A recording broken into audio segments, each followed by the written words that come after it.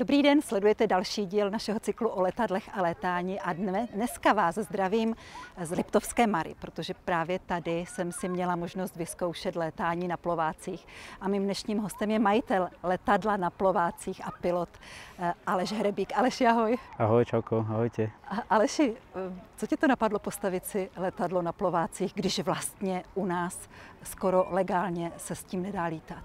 Ešte to bola taká myšlienka mňa a môjho kamaráta, s ktorým sme vždycky tak nejak špekulovali, že ako spojiť to vodné prostredie tejto Liptovskej Mary s nejakým lietaním, lebo odjak živa sme lietali na paramotoroch, paraglidoch a vždycky nás bavilo toto lietanie kvázi tu v prírode a nejak sme sa vyhýbali letiskám a tak sme nejak chceli, tak rozmýšľali sme, že najskôr viernik postavíme na plaváky a potom nám prišlo do ruky konkrétne mne lietadlo, tak sme sa rozhodli, že na to dáme plaváky a vyskúšame to nejak zlegalizovať.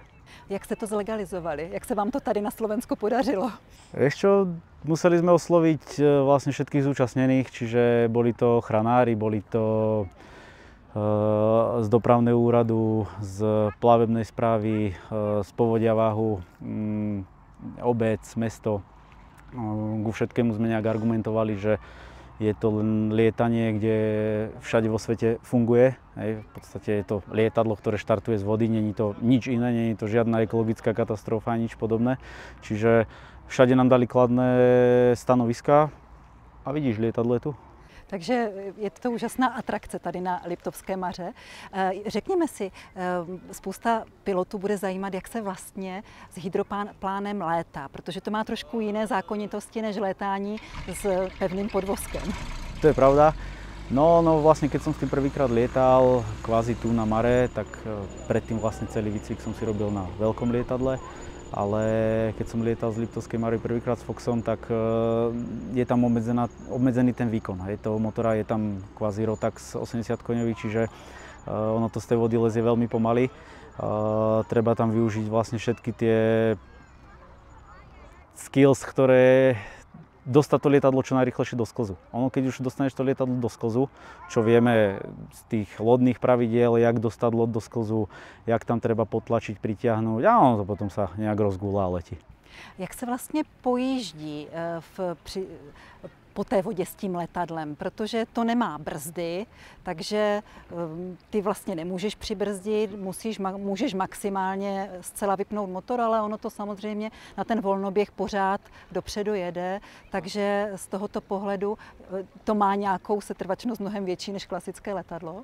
Určite áno, musíš byť vždy minimálne tých 50 metrov dopredu si istá, že máš kde vybočiť aj pri nejakej situácii, keby ti niekto skrížil cestu, nejaký plavec, nejaký športovec na nejakom pedalboarde alebo na nejakom motorovom člne. Čiže vždycky musíš dbať na to, že to lietadlo zatáča pomalšie, ale sama si skúsila, že tá manévrovateľnosť nie je až taká zlá a že dokáže s tým bezpečne vymanévrovať aj pomedzi prekážky a kvázi do otvorného priestoru sa dostať bezpečne. Tak ono je to tím, že tam vlastně na každém tom plováku je kormidlo, které je spojeno s těmi pedály, je to tak? Áno, je to tak.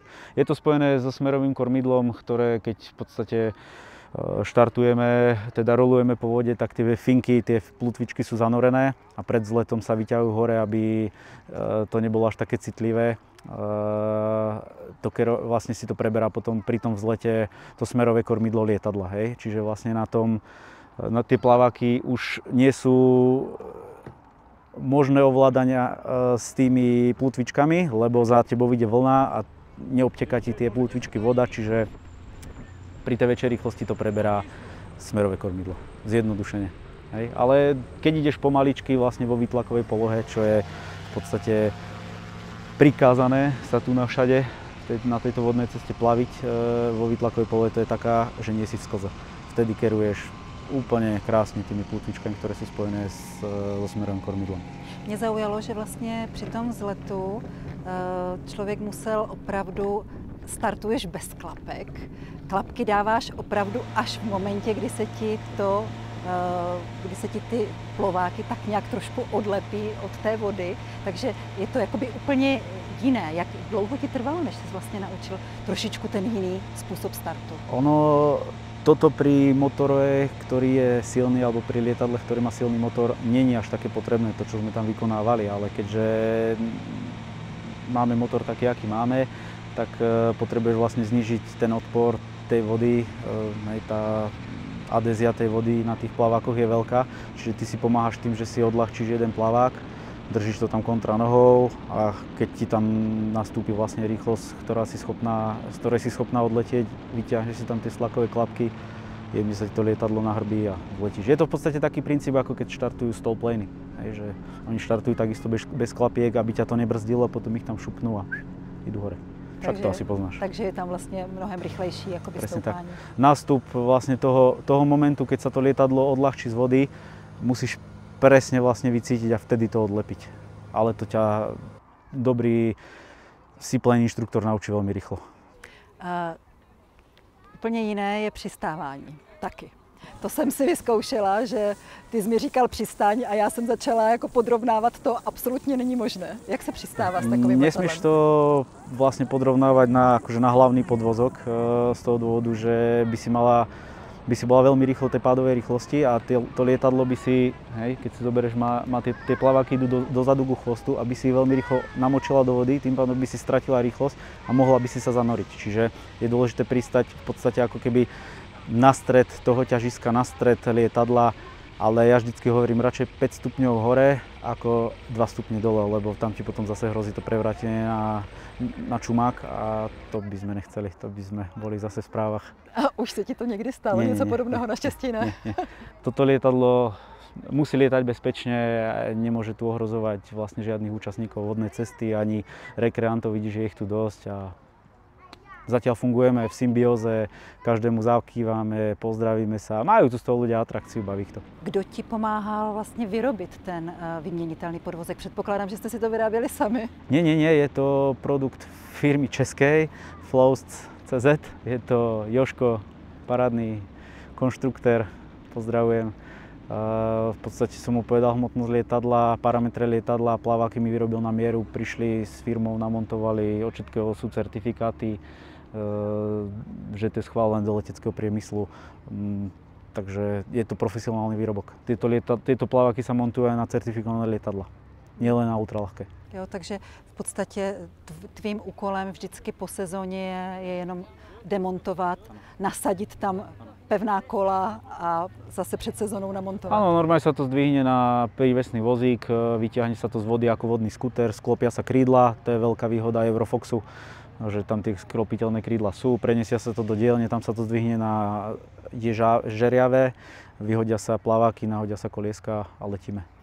Takže v podstatě je to celoroční provoz tady tohoto letadla s tím, že jenom s těmi plováky je to omezené časově nějak? Nebo máš tu licenci nějak omezenou? Nebo podmínky? Áno, na Liptovskej Mare kvôli ochrane prírody a vodného vtáctva, rýb a vodných tokov a zdrojov pitnej vody mám obmedzenie od 15.7. do konca septembra. September záži. Áno. Čiže do konca záži. Ale to kvázi úplne stačí, lebo vtedy je tu teplo, tá voda je príjemne teplá a dá sa tu fungovať, lebo vlastne pilot hydroplánu má žabky a je celý deň po kolena vo vode, čiže v studenej vode by to nešlo. To je pravda. V každém případě, jak to letadlo v uvozovkách hangárujete ty 2 měsíce, je to opravdu ty 2 měsíce pořád na vodě, nebo to někde občas vytáhnete? Je to tady. Co když je nejaká bouřka? Je to prikotvené o betónové bloky a je prestrešené plachtou.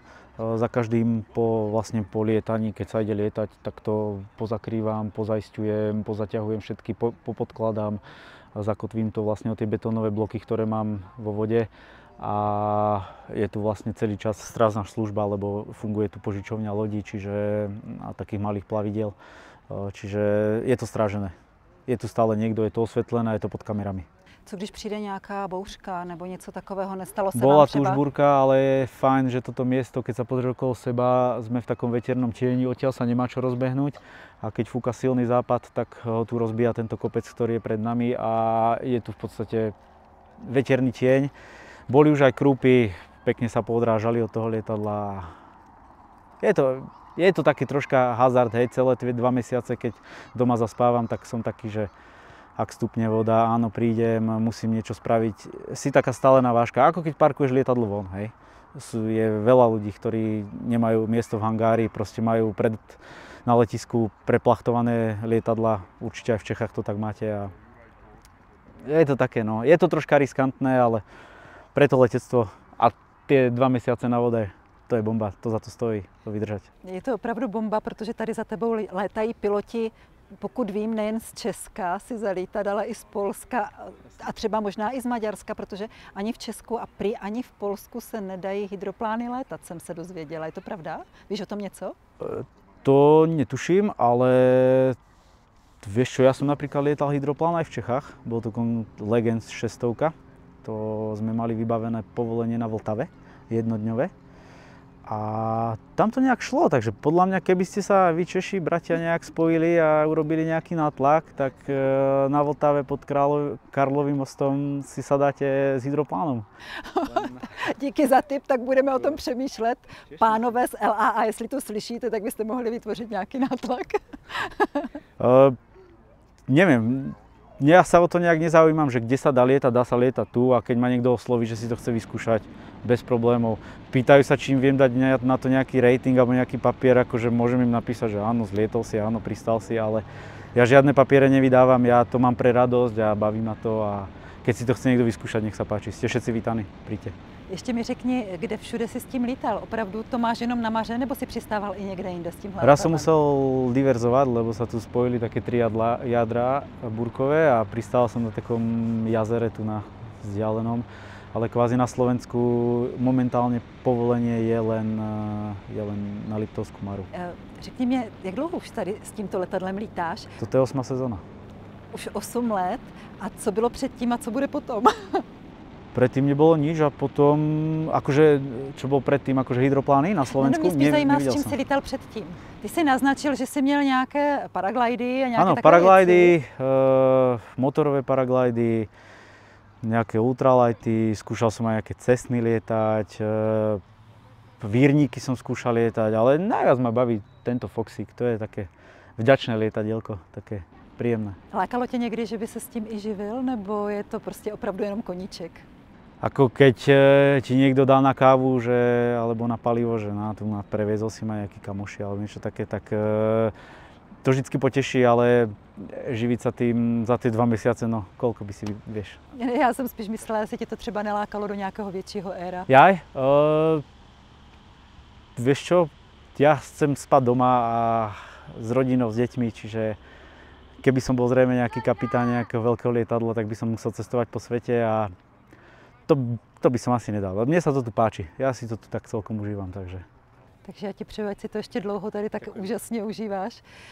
Děkuji ti za tvůj čas i za tu možnost, že jsem se mohla proletět, dámy a pánové. Mým dnešním hostem byl Aleš Hrebík z Liptovské Mary a jestli se chcete proletět hydroplánem, tak určitě přijeďte na Liptovskou Maru. Díky za tvůj čas a ahoj. Ďakujem, podobne, ahoj, čau.